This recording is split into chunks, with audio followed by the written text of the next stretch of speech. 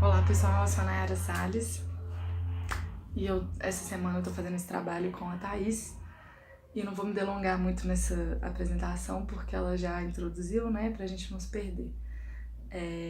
Bom, a Thaís falou que existem três enfoques dentro da antropologia filosófica, que é a concepção essencialista, a concepção naturalista e a concepção histórico-social. E então vamos entender mais ou menos que essas concepções querem dizer pra gente. A primeira visão, a essencialista, acho que ela tem algumas palavras-chave que podem ajudar a gente a nortear e para chegar nesse conceito, que é a essência, a palavra essência é unidade e uma noção de que as coisas são imutáveis. Porque, na verdade, o que se entende nesse momento é que existe uma natureza humana que está presente até, inclusive, a priori, assim, antes da existência humana, antes do nascimento de um determinado indivíduo, já uma natureza humana ela já foi instaurada ali. Então, na verdade, é como se essa essência e essa natureza fosse uma só para todos os indivíduos, apesar das diferenças culturais, sociais de cada um. Essa natureza humana ela deve ser, inclusive, alcançada através das metodologias de ensino. Então, nesse momento, se entende por uma boa educação aquela educação que vai ajudar aquele indivíduo a revelar e a atingir essa essência humana que é única para toda a humanidade. Então, por exemplo, o Sócrates, lá na Grécia Antiga, quando ele começa a aplicar a ironia, que nada mais era do que perguntar, ele chegava, o segundo passo dele era chegar à maêutica, que era o que? O parto, que é dar luz àquilo que já está ali dentro, né? É um feto que já está ali dentro. Então, ou seja, ele queria cavar verdades dentro de cada indivíduo através daqueles questionamentos, até que esse indivíduo se encontrasse e se deparasse com a sua própria existência, né? O Platão, quando ele fala lá do mito da caverna e que um homem ele sai da sombra, sai do escuro e ele consegue ver o mundo ali, fora daquela caverna, ele está querendo dizer, na verdade, que o homem e o ser humano, no momento que ele consegue ver tudo com mais clareza, é porque ele encontrou a sua própria essência, que está lá no mundo das ideias, que está presente lá no mundo das ideias. E que o dever dele, e aí que entra a noção de pedagogia e de ensino, enfim, e a ideia de se passar para frente aquilo que se sabe, é porque ele defende que no momento em que se alcança isso, em que se encontra essa própria essência, você tem a obrigação de passar isso para frente, né? Como se você fosse um mestre agora que está ensinando e que está ajudando essas pessoas a se encontrar ali dentro do mundo das ideias e saindo dessa noção de que a existência ela é empírica. É a própria idade, lá na Idade Média, por exemplo. Na Idade Média, acreditava-se que através da catequização se chegaria e se ajudaria todos os seres da humanidade a encontrarem a sua própria essência, e essa própria essência seria sempre baseada em ideais cristãos e seria sempre baseada na ideia de que existe vida após a morte, por exemplo. Então, ela é sempre muito baseada numa ideia cristã, religiosa mesmo. E essa visão, ela é uma visão muito limitadora, assim, no sentido de ver tudo com muita parcialidade, sabe? E também pouco flexível, né? De ver-se, enxerga-se o outro e a existência humana de uma maneira muito pouco flexível. Todo mundo no fundo, é igual, né? Como se fosse isso. E isso para dentro de uma escola ou dentro do ambiente em que se educa, em que se pretende desenvolver capacidades, é muito limitadora, coloca todo mundo muito numa forma, né? E é como se sempre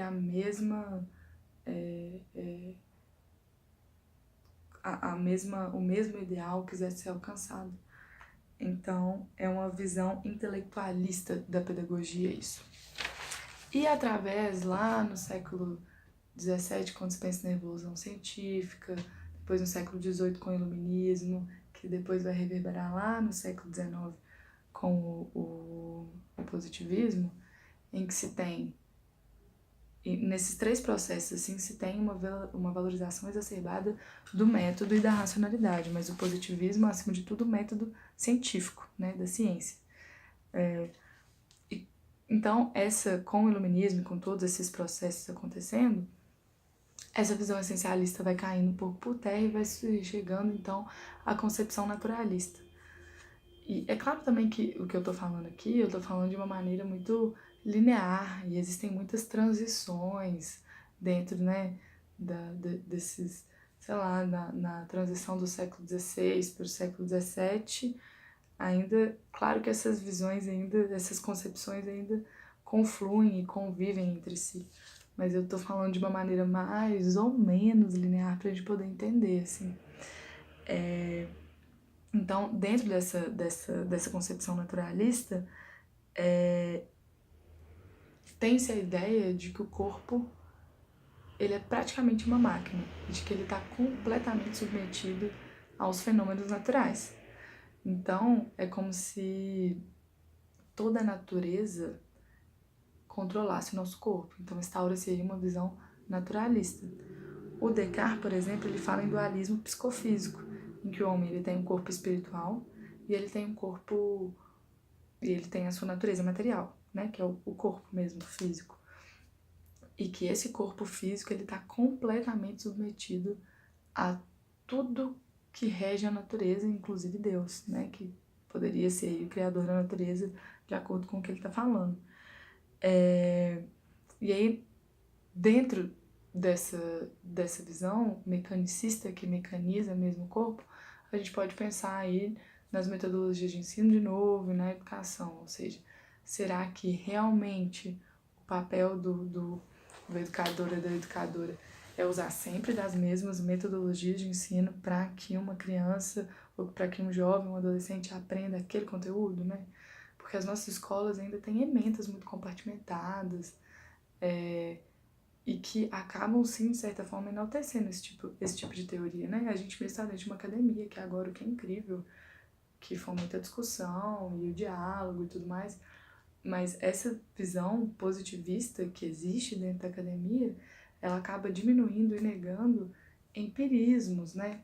E conhecimentos mesmo, outros tipos de conhecimentos que são tão válidos quanto os conhecimentos científicos e que eles vêm sido passados por anos, por exemplo, e que a gente está simplesmente invalidando. Se a gente for pensar, às vezes a ciência ela é muito mais jovem do que todos esses outros conhecimentos, né?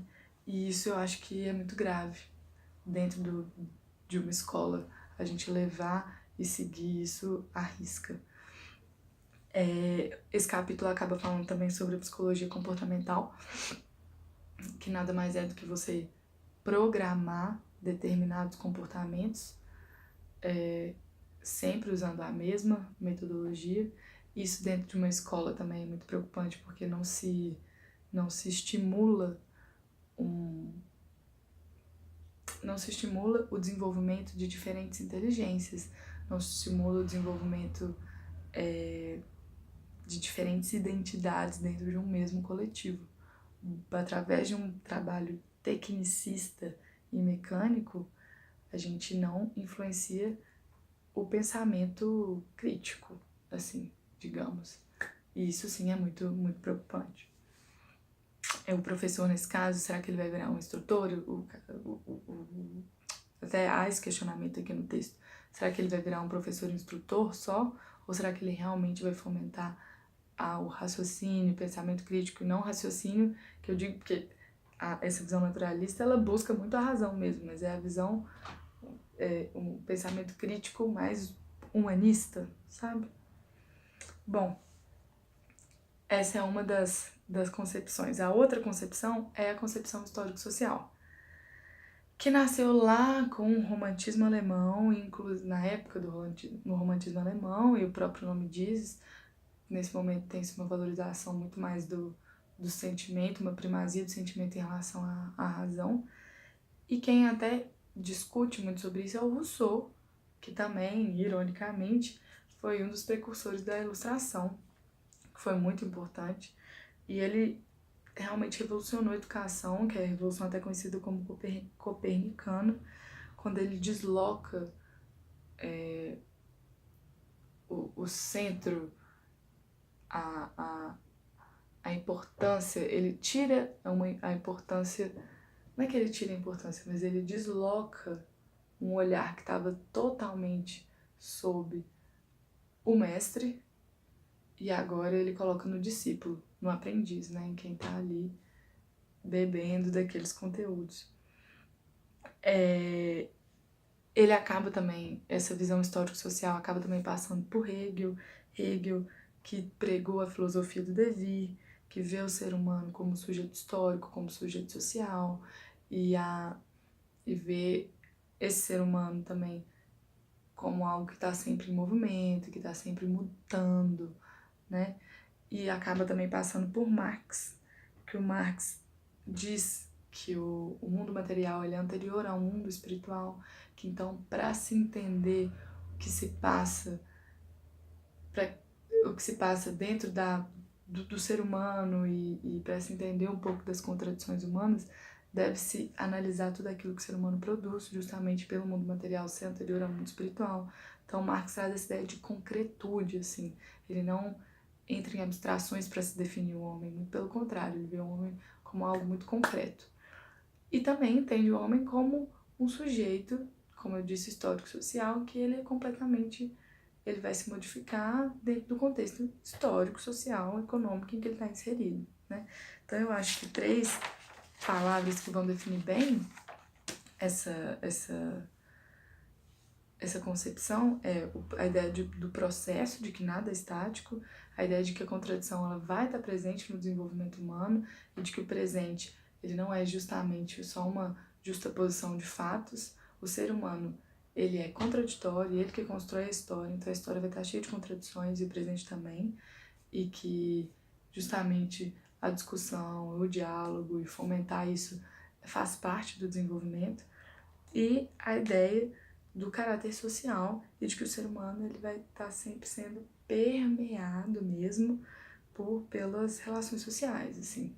Então, embora essa concepção, que é uma concepção até dentro da educação, até que a gente pode ver dentro das teorias construtivistas de Piaget, por exemplo, de outros teóricos, que valoriza as individualidades e as identidades, assim, de cada aluno e aluna, ele também acha que essa identidade e esse indivíduo, ele só vai conseguir se desenvolver dentro de um coletivo. Então, o que mais importa para ele conseguir se construir e se sentir pertencente ao mundo é no momento que ele se sente pertencente, aceito dentro de um grupo, e é sempre através das relações e das interações sociais, e são elas que são determinantes para o desenvolvimento, então, de cada aluno e aluna. Bom, é isto, basicamente. Espero que eu tenha sido clara aí, que a gente consiga discutir um pouco sobre isso. Obrigada.